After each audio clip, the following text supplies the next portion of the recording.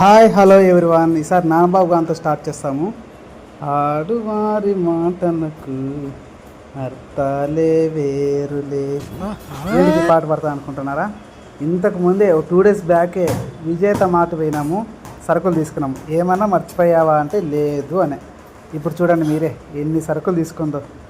అందుకే ఆడువారి మాటలకు అర్థాలే వేరులే అంటారు.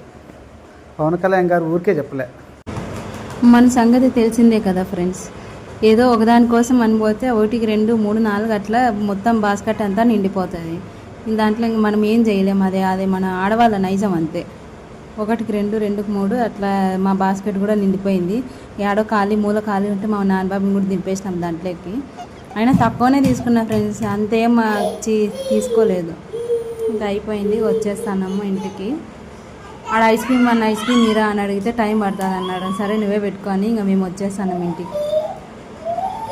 Bye friends.